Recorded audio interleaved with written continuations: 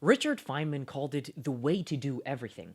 And after thinking about it, I probably would agree that this idea has the ability to actually create a true creative mecca for yourself and to consistently get to solutions which work and are actually extraordinary. Well, let's begin by giving a little bit of context to what this is about. You might know that there's a process called evolution and how it works.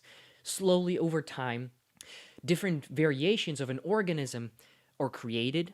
Over time, the ones which are the most effective survive, and the ones which aren't die off. Now, how does this relate? Well, that's the exact process which Richard Feynman and now I believe to be absolutely extraordinary when finding solutions yourself. Because unlike the common conception of how you should find solutions, you should just think of them and immediately implement the right one. Movies often show someone just writing on glass and finally the solution is in their minds. But I never really experienced that to be the case. So, what is the alternative? How does it really work? How do we really get to the solutions that we want in the first place? Well, the key is to hurry up and fail, as Andrew Stanton, the creator of Wall-E and Finding Nemo, found out. The idea is to try something, to try a solution, find one idea that you have, then to test it, and if it doesn't work, then you simply abandon it. You don't continue on with it, hoping that if you slightly adjust it is going to work, but instead just try something completely different. And as is the case in real evolution, in evolutionary processes in biology, similarly, when we find an idea, it's as though we were trying out an animal. We're trying some different type of bird, for example, with a different beak. And if that bird survives, well, then we have a good solution because it fulfilled its goal. But if it doesn't, if it dies off and doesn't produce any offspring, well, then we should abandon it, try something else.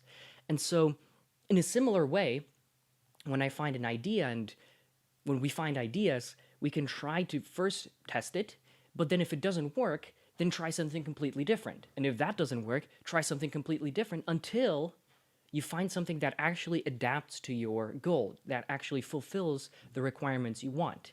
And what I want to stress here, what is really important, is that there is no one solution, usually.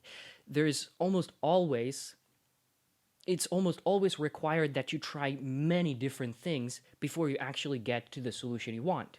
Why is that the case? Well, it's very simple. Because solutions which were never invented before, for example, you might have problem yourself finding your interest in life. No one else had the exact same problems and the exact same context you have, so it's as though you were encountering a new frontier and you had to figure all of this out on your own. So naturally, why would you do it right on the first try? That's unreasonable to believe because our minds are limited in many ways. We can't have all the knowledge available. We can't have all the skills and all the abilities necessary to discern what is the right decision to make. So sometimes we just have to leave it up to reality to show us whether it's right or not. If it works, then it's probably right for us. If it doesn't work, then it probably isn't. So sometimes leaving off the process to reality, leaving off the judgment not to yourself, not saying, you know what, I think that's the right solution and I'm going to stake my life on it.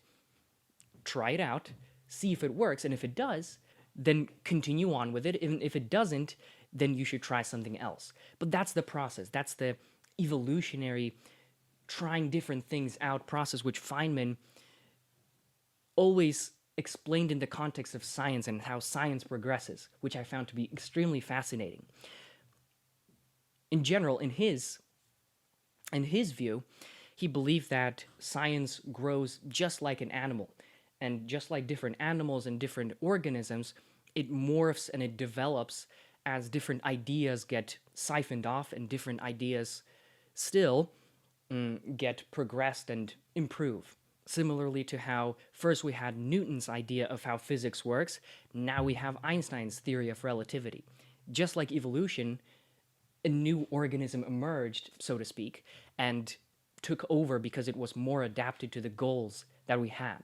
So that's the idea. And if you adapt it to your own life, oh my goodness, it could be really awesome because it's simply how we are capable of growing and progressing and, as the word of evolution says, evolving as well.